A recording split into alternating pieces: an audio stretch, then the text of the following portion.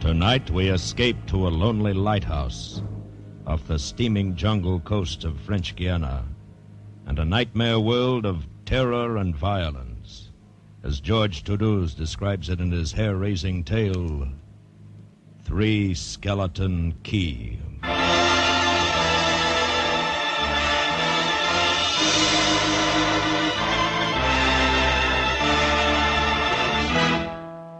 Picture this place.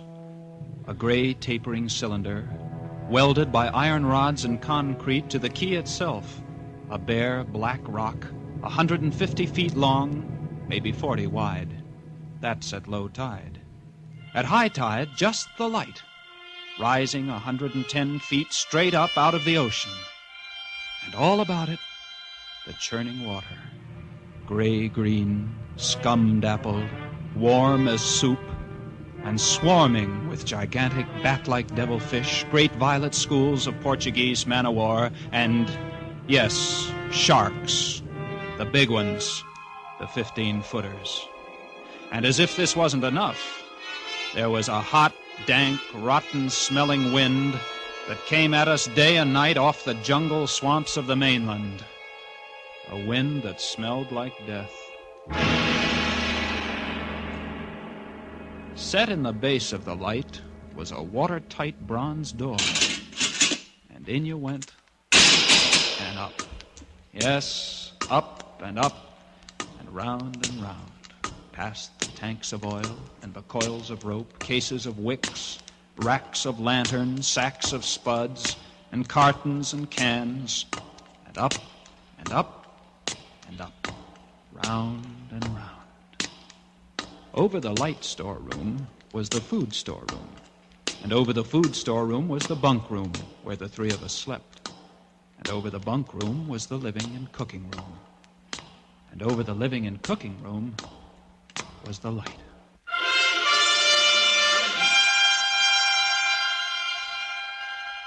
She was a beauty, balanced like a ballerina on the glistening steel axle of her rotary mechanism.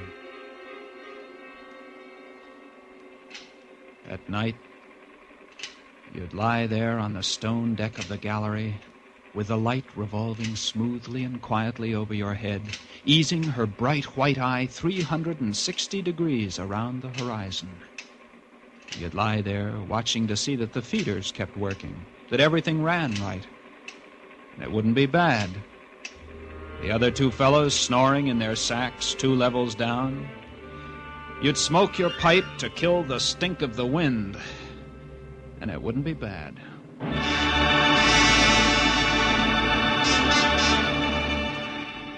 About those other two, Louis and Auguste, what a pair.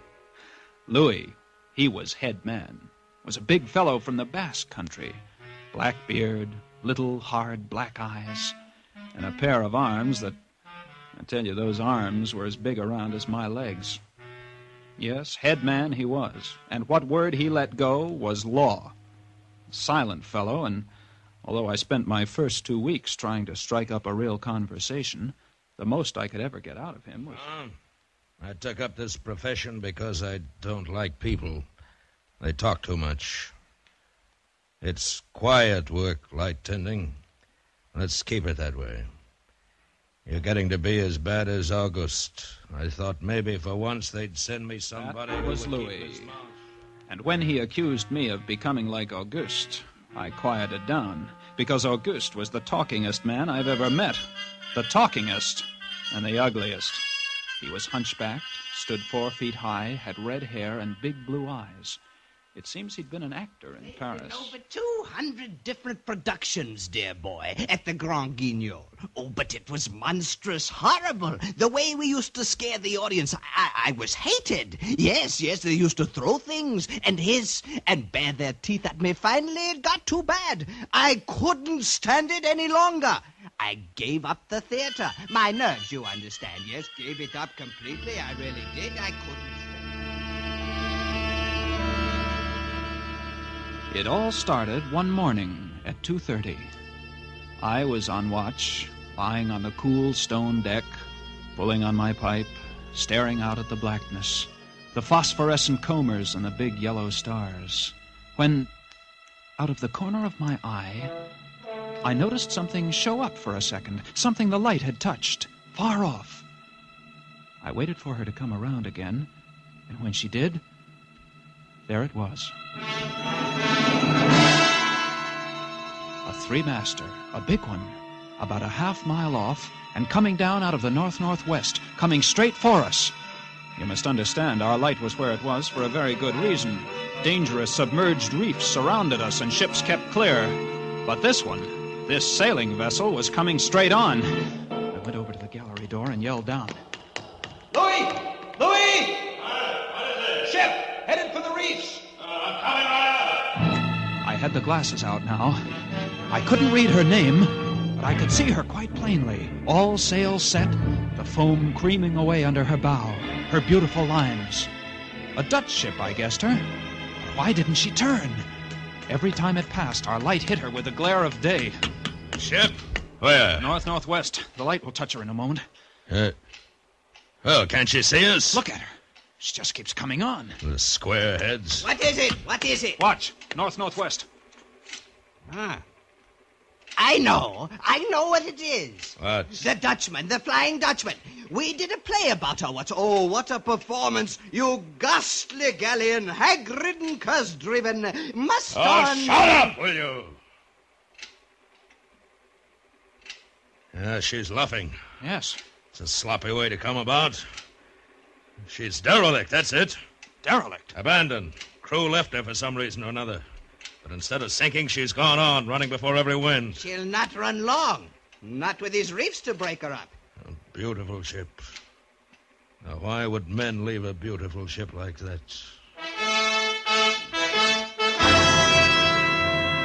She didn't ram us, although we all expected it.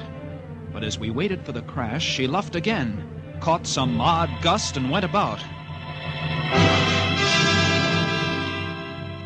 We watched her the rest of those black hours, heeling and rocking, pushed and pulled by every stray wind, every freak current. Watched her until the dawn came, till the sea turned from black to pearly gray. And on she came again, heading for us. We all had our glasses trained on her now. August, you can kill the light. Right, Chief. She doesn't look so good by daylight. Think she'll ground this time? I say, do you think she'll ground this time? This is impossible. Absolutely impossible. What? Here, take my glasses. They're better than yours. All right. What is it, I had to focus. And then my breath froze in my throat. The decks were swarming with a dark brown carpet that looked like a gigantic fungus, but undulating. And on the masts and yards, the guys and all, were hundreds, no thousands, no I don't know. An inestimable number of tremendous rats.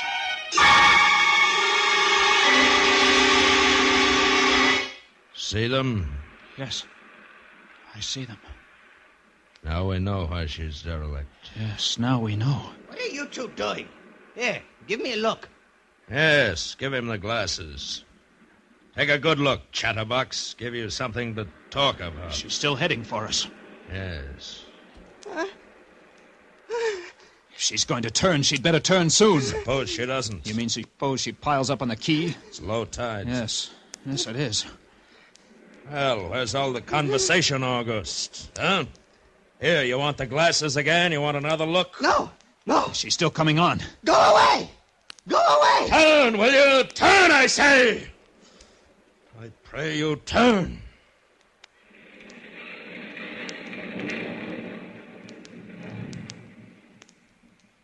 Cracked up. The rats! Look, on the water, like a carpet. They're swimming. Sure, they're swimming. Those are ship's rats. But they're swimming for the rocks. The door below, it's open. Well, come on! And down we went, racing down the stone stairs, taking them 3 and 4 at a time. Scared? You bet we were scared. August, you get the windows. Maybe they can climb. We don't know. Right, Chief, but hurry! You see them? No. Oh, yes, I do. Up at the other end of the rock. Look at them. Millions.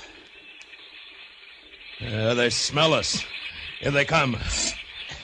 Oh, close the door. I can't. It's stuck. Here, let me. Move, you. Hey. Made it. Holy, that was close. One got in. Look, there. Well, get him. Watch it. He's... Kick him. What a brute. He was as big as a tomcat, bigger, and his eyes were wild and red, his teeth long and sharp and yellow. He went for us, starving, ravenous, and we fought him, fought that one rat all over the room. It was, oh, believe me, I don't exaggerate. It was like fighting a panther. I got it. We'd better get aloft. As we ran up the winding staircase, we passed the tiny windows of the various levels, and at every one was a thick, wriggling, screaming curtain of brown fur. I was ahead of Louis, and I dreaded each successive level. Suppose they had found a way in. Look at them! Oh, will you look at them? It's a nightmare. Will you look at them? The air of the gallery was thick and fetid with the stink of them. The light was dim, brown, filtered through the crawling mass that swarmed over the glass, all about us. We couldn't see the sky. Nothing. Nothing but them. Their red eyes, their claws, their wriggling, hairy snouts, and their teeth. The rats. They screamed and howled and threw themselves against the glass. They were starving. And we three, we stood very quietly. Oh, very, very quietly. In the center of the glass room, under our beautiful light. And we waited. What can we do? What can we do, Chief? Take it easy. Take it easy. I can't. I just can't. Won't do any good to... It won't do any good to stand here and shake. That's right. Go away. Go away, do you hear me? Go away this instant. They won't go away. Not until... Finish it, Chief. Not until... What? Not until they've been fed.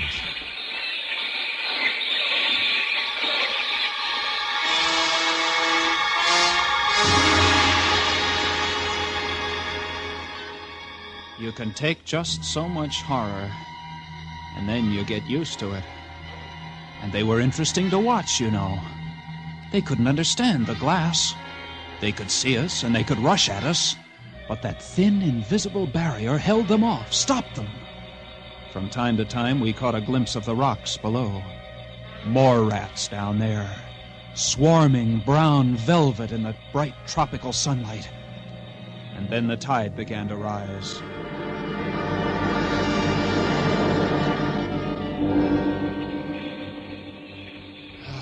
If only it had drowned some of them. Ship's rats don't drown. No, sir. You can't drown one of them.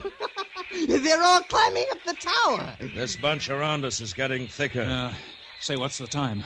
6:15. You've got first watch, Sean. All right, Wake me at 10. I will. Come along, August. It was getting dark.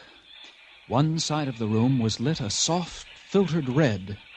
Sunset through the rats. Oh, very pretty. I set the wicks, checked my fuel, and then lit the lamp.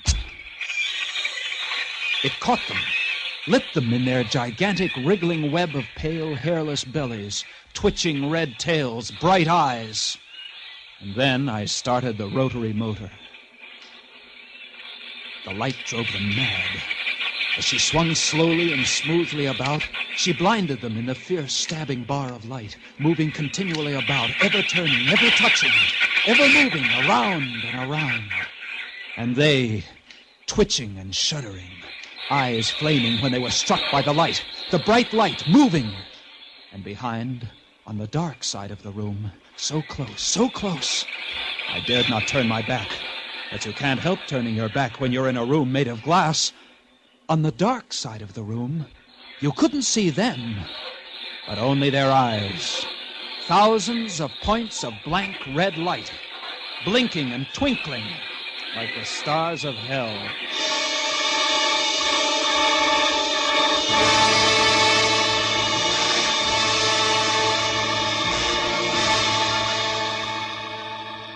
Louis relieved me at 10, but I didn't get much sleep that night. And when I came up into the gallery early the next morning, there stood Auguste, his back to me. He was bowing to the rats, waving his arms and making a speech. Dear audience, I am going to play once again that magnificent role which made me the toast of the Paris theater.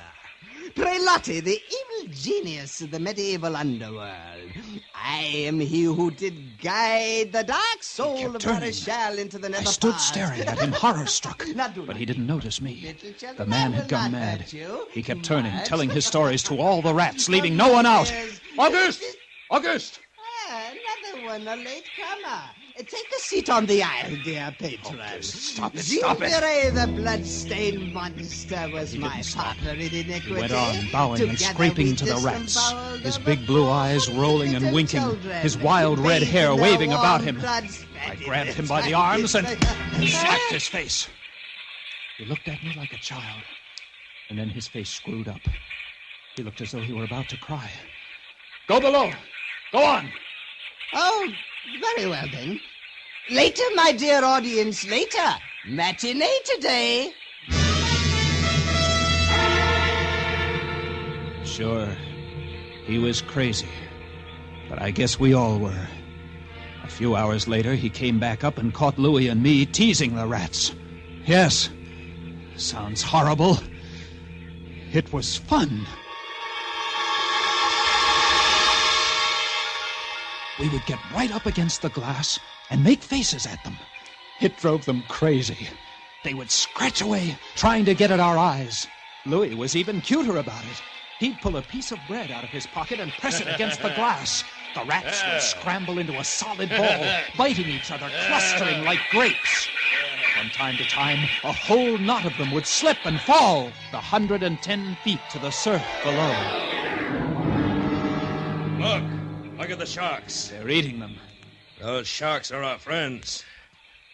Here, I'll get another bunch together. Here, my beauties. That's it. Pile up. Kill each other, huh? There they go. Auguste joined in, too. Very ingenious, Auguste. He learned that if he spread-eagled himself against the glass, they'd bunch and bundle against his figure. Then he'd leap back. Look! My portrait in rats!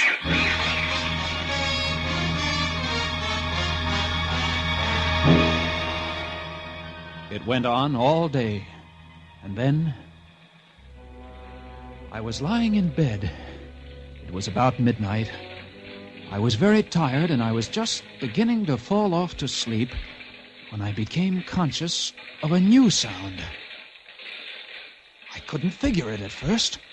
I got up, lit the lamp, and went to the window. Even as I looked out, I saw one of the panes begin to sag in. They had eaten the wood away. Louis, come quick! What? What is it? They found a way in! I held the glass with my hand.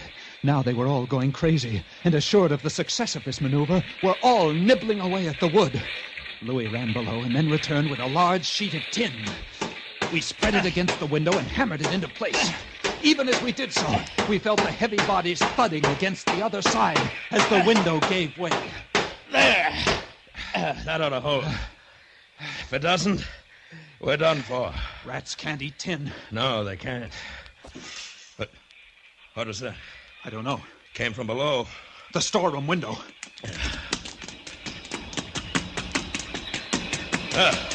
They're in. They're swarming up the stairs. Drop the trap! Right. There. What? Two of them got in. Let's go after them. We didn't have to go after them. They came at us. I leaped to one side and grabbed a marlin spike, swung, and smashed one in midair. No!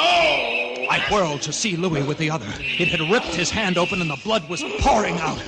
He held his hand aloft and kicked at the snarling rat. I stepped and swung and got him. Oh, my hand! He got my hand! That's both of them, Louis. I'll get you something to tie that up. blood! Look at it, my blood! I'm bleeding! Don't worry about it, Louis. Here. I'll wind this kerchief around it. It'll be okay. There. There, that's not bad. Just the flesh. And then I became conscious of a new sound. They were gnawing their way through the wooden trapdoor. I watched the wood, fascinated. And even as I did, it began to give way.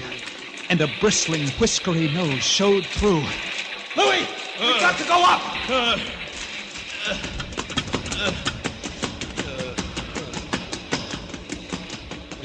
The next level was the living quarters and kitchen.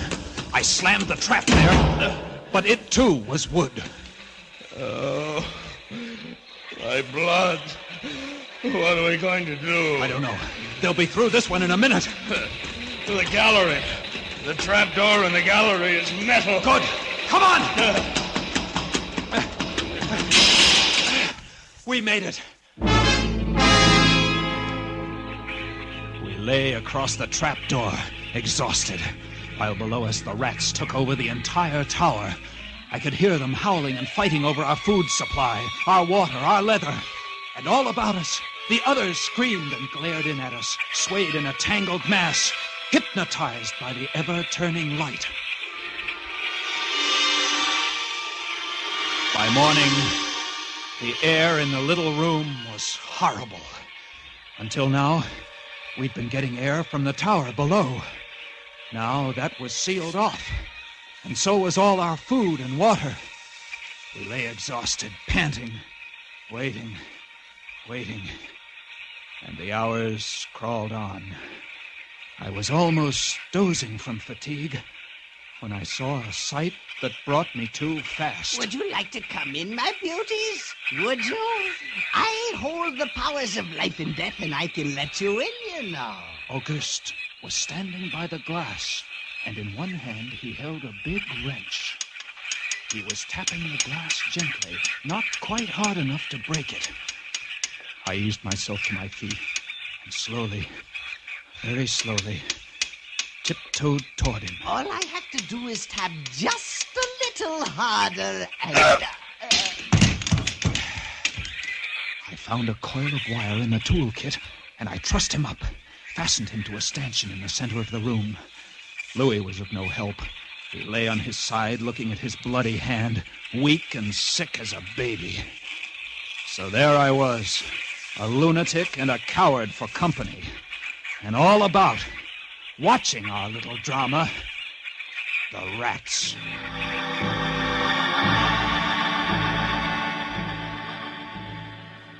The day dragged by. The supply boat wasn't due for another 12 days. I don't know what they could have done if they had come. And we had only one way of summoning them. That was to shoot off distress rockets. But the rockets were 4 floors below. And even if they'd been right there in the gallery, I couldn't have opened a window to fire them.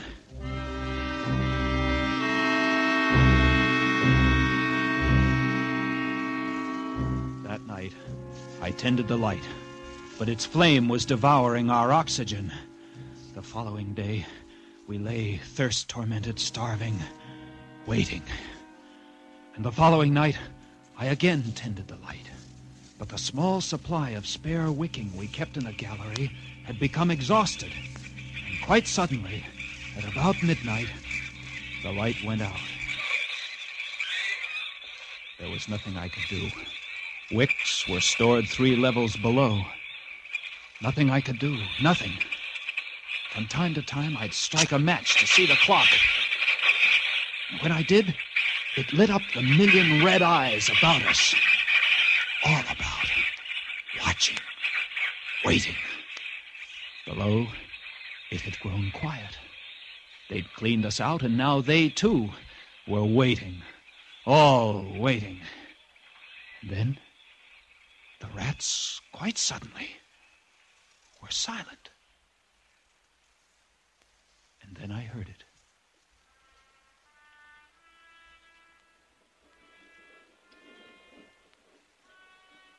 And then I saw the sky and the stars.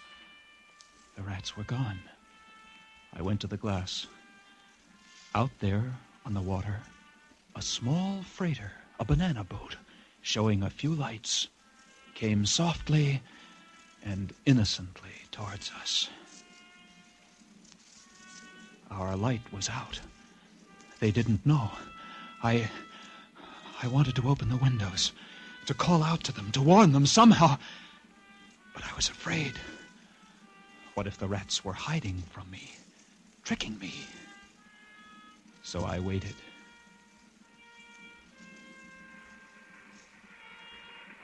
She grounded very softly on a reef not 200 yards from the quay. Grounded so gently that the man playing the cornet, was he a passenger, crewman, off watch, didn't even stop playing. They tried washing her back off. I could have told them to save their fuel. The tide was rising, would have floated her free. And I waited.